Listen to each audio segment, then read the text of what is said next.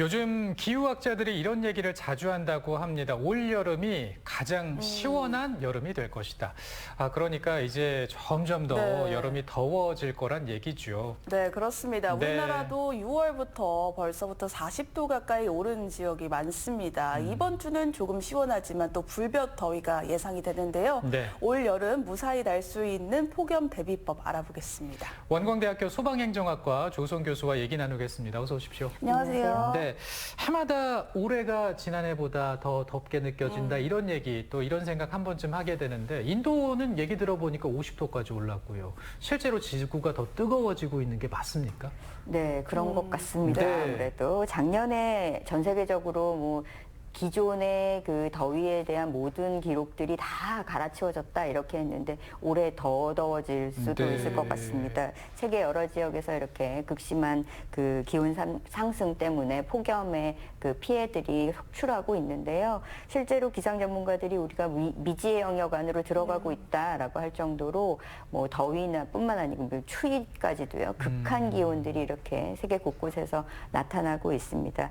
엘니뇨가 계속 진화하고 있다라고 최근에 이야기하는데 더 많은 기록적인 폭염들이 이렇게 예상이 되고요. 올해 이후까지도 이러한 영향들은 계속 이어질 것이다 이런 전망들이 나오고 있습니다. 네, 요즘은 좀 덥다 싶으면 핸드폰에 재난 문자가 울리더라고요. 맞아요. 폭염주의보, 네. 경보 이런 내용들인데 이런 특보가 어느 정도 더우면 뜨게 되는 건지도 궁금합니다. 보통 기상특보라고 하면 심각성에 따라서 주의보, 경보 이렇게 단계가 조금 나뉘게 되는데요. 폭염의 경우에는 이제 폭염주의보가 나온다 하는 정도는 최고 체감온도 기준으로 봤을 때 33도 이상 되는 상태가 이틀 이상 지속될 걸로 예상이 될 때 또는 급격한 체감온도 상승 때문에 폭염이 장기화되거나 이것이 중대한 피해 발생으로 예상될 때 이렇게 폭염주의보가 나타나게 되고요. 경보의 경우에는 이 체감 온도 기준으로 최고 체감 온도가 35도 이상 이어지는 날들이 이틀 이상 지속될 것이다 예상될 때 나타나게 되고요. 마찬가지로 이런 폭염 장기화에 대한 피해가 일부 지역뿐만 아니라 광범위한 지역에서 피해가 예상될 때 이렇게 경보가 나타나게 됩니다. 그 작년부터는 이렇게 그 단순하게 기온뿐만 아니라 그 체감 온도를 기반으로 한 폭염 특보들이 나타나고 있는데요. 네. 이것들은 아무래도 기온이라는 것뿐만 아니고 체감 온도라는 것은 거기에 덧붙여서 습도라던가 바람 영향을 같이 이제 보겠다라는 의미거든요. 네. 그래서 실질적으로 폭염 피해가 더 많이 나타나게 되는 7월과 8월에 조금 더 이제 특보 발령이 많아질 것이고 상대적으로 6월이나 9월에는 경각심은 유지하되 이런 특보 발령을 이제 남발하지 않도록 하기 위한 조치들이라고 생각이 됩니다. 네. 그런데 보통 이제 여름에는 원래 더운 거 아닌가라는 생각도 있잖아요. 그래서 폭염이 재난 상황이다라고 연결이 되는 게 새삼 좀 그래? 싶기도 하거든요. 이 폭염을 재난으로 보게 된 이유가 뭔가요? 우선은 가장 큰 것이 이제 뭐 법적으로 재난이다 아니다 이런 것들도 있지만 재난을 구분하실 때는 이제 사람들에게 피해가 얼만큼 있느냐, 어느 정도 관리가 가능하냐 이런 것들을 같이 보게 되는데요. 단일한 사건으로 인해서 뭐 사망자가 많이 발생하게 되면 그 어떤 것이든지 재난의 영역으로 좀 바라볼 필요가 있죠. 네. 이제 단적으로 이렇게 1995년에 미국의 이제 시카고에서 일주일간 그 폭염이 지속이 됐는데 사망자가 한 485명이 발생을 했어요. 그래요. 그러다 보니까 짧은 기간에 이렇게 다 같은 원인으로 인해서 사람들이 많이 죽거나 다치는 일이 벌어진다라는 것이 이제 확인이 된 것이잖아요. 같은 일들이 동일한 지역에서 99년에 이제 몇 년 차이가 안 나는데 같은 동일한 이제 시카고에서 비슷한 수준으로 더웠음에도 불구하고 사망자 수가 4분의 1로 줄어들었어요. 이거는 아무래도 그동안 이제 축적된 대비 체계라든지 준비가 조금 되어 있었다라는 의미겠죠. 그래서 단순하게 기상 상황이라든지 이런 것들은 우리가 막을 수 없는 것 아닌가라고 네. 생각이 드시겠지만 덥다라는 그 자체뿐만 아니고 그것이 이제 피해를 어느 정도 일시적으로 혹은 장기적으로 줄 수 있고 또한 관리가 가능하다라는 측면을 좀 염두에 두신다면 재난이라고 좀 인식해야 되지 않느냐라고 생각이 듭니다. 네, 그만큼 이제 폭염에 대해서 대비를 좀 철저히 해야겠다라는 생각이 드는데 앞서 말씀하셨지만 온열 질환 관련해서 이 사망하는 사례가 있었습니다. 본격적으로 폭염이 시작되면 온열 질환 사망 사례 발생하는데 우리 인체에 어떤 영향 미치기 때문인가요?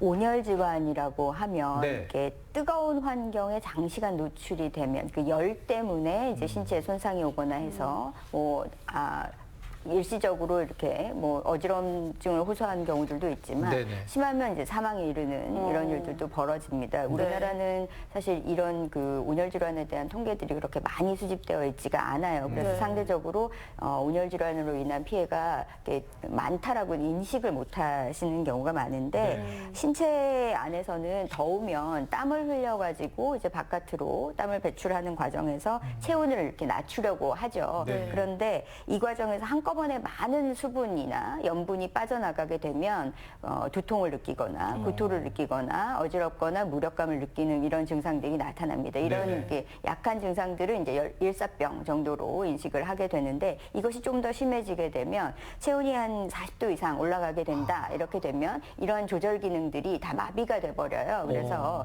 땀이 안 나고 오히려 뇌에 손상이 오면서 의식이 떨어지고 전신에 이제 장기 부전이 나타나게 되면서 사망에 이르는 열사병이 나타나게 됩니다.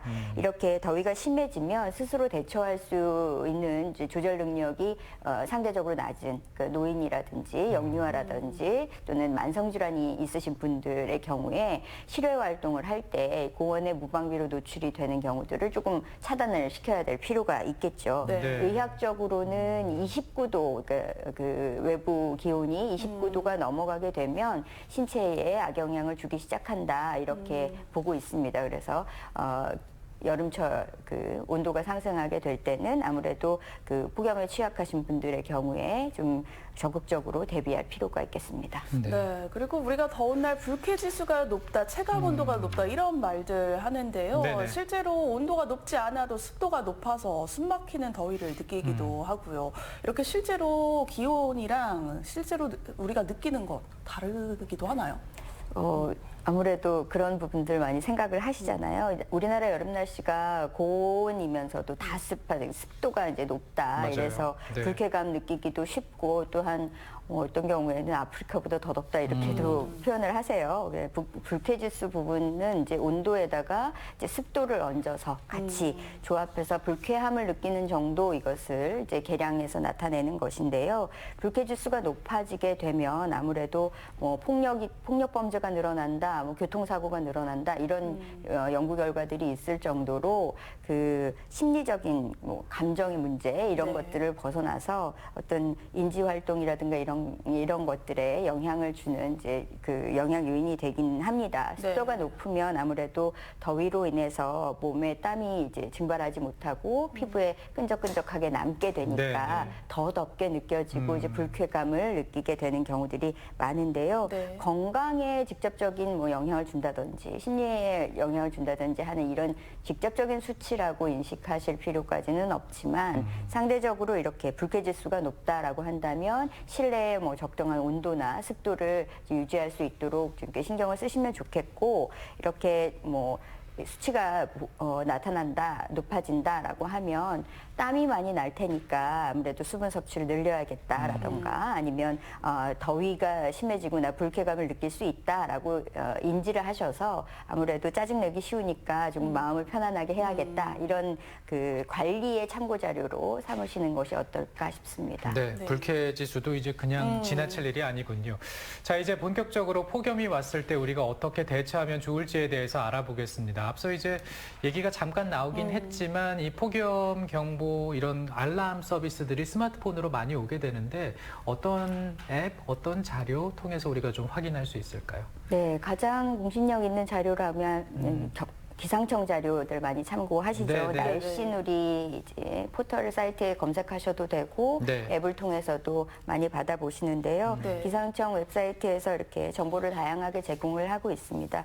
단순하게 날씨 정보만 표출되는 것이 아니고 최근에는 위험 정도 이게 관심 단계 이상 올라가게 되면 영향 예보라는 것을 함께 보여줘요. 그래요? 영향이라는 것은 다양한 부문에 미치는 영향이죠. 네. 건강일 수도 있고 보건일 네. 수도 있고요. 그게 어떤 이제 산업이라든지 특히 뭐 축산이나 농업 같은 경우에 그리고 수산 양식 또는 우리 일상생활에서 교통 또는 화재, 정전 이런 영향들을 종합적으로 대처할 수 있도록 정보를 많이 제공을 하고 있으니까요. 네. 참고하시면 도움이 될 것 같습니다. 네. 그리고 보면 또 이렇게 너무 더운 날에 농촌이나 공사 현장 이렇게 야외에서 활동을 하시다가 사고가 나는 경우들이 꽤 있더라고요. 그렇죠. 네, 이렇게 더울 때는 아무래도 야외 작업 피하는 게 좋겠죠.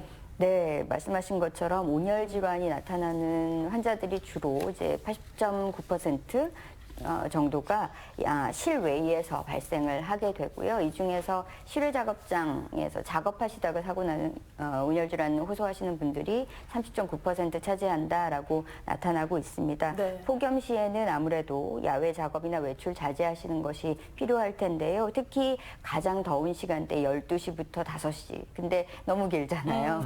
그렇죠. 특별히 이제 2시 전후로 해서는 각별하게 좀 주의하시는 것이 좋겠습니다. 아무래도 햇볕 노출, 실외 활동 자제하시는 것이 필요하죠. 네. 네, 그런데 우리가 어쩔 수 없이 야외 활동을 해야 한다라고 하면 자주 물을 마셔주거나 좀 쉬어주거나 이런 게 도움이 좀 될까요? 네, 그렇습니다. 그 질병청이 제시하는 기준 안에서는 폭염 시에는 외출을 자제하고 시원하게 지내라 또는 물을 자주 마시고 더운 시간대에는 활동을 자제하는 것 이런 건강 수칙들을 좀 안내하고 있습니다. 네. 여름철이 되면 갈증이 느껴지지 않더라도 좀 물 많이 드시는 거 그리고 그늘에서 좀 휴식 취하시는 거 이런 네. 것들 필요할 것 같습니다.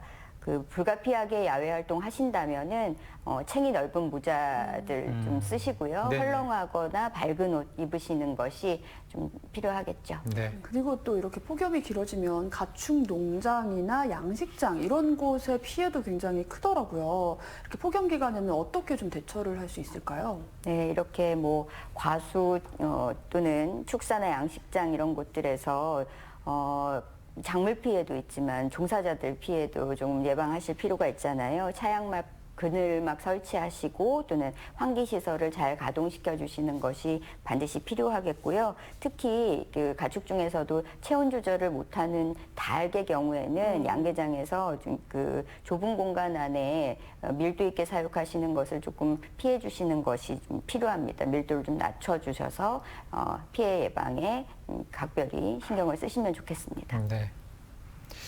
자, 이제 더워지고 있는데요. 우리가 이 폭염을 좀 줄이려면 어떤 노력이 필요한지 간단하게 좀 짧게 부탁드립니다. 네, 우리 폭염 견디려면 냉방이 필수적이잖아요. 네네네. 그런데 이 냉방 하다 보면 프레온가스들, 냉매들 때문에 그 기후 온난화가 더 가중된다라는 지적들이 있습니다. 실내의 적정한 온도, 그래서 실내 적정 온도를 항상 유지해 주실 수 있도록 신경 쓰셨으면 좋겠습니다. 네. 자, 오늘 배운 내용들 잘 기억해뒀다가 폭염에 잘 대비했으면 좋겠습니다. 교수님 잘 들었습니다. 감사합니다. 혜윤 씨 고맙습니다. 감사합니다. 달걀을 매주 한 주에 한 번 이상 먹게 되면 치매 예방하는 데 도움이 된다 이런 내용이더라고요. 네, 그렇습니다. 네. 이렇게 노른자에 함유되어 있는 콜린이라는 성분인데요. 이 성분이 뇌 건강에 도움이 된다고 합니다. 네. 실제로 연구 결과 알츠하이머 발병 위험이 47%로 급감했다고 하니까 달걀 꼭 챙겨 드시기 바랍니다. 네, 주말에 장마 소식이 있습니다. 건강하게 또 안전하게 비 피해 없이 보내시고요. 다음 주 목요일에 생방송으로 인사드리겠습니다. 고맙습니다.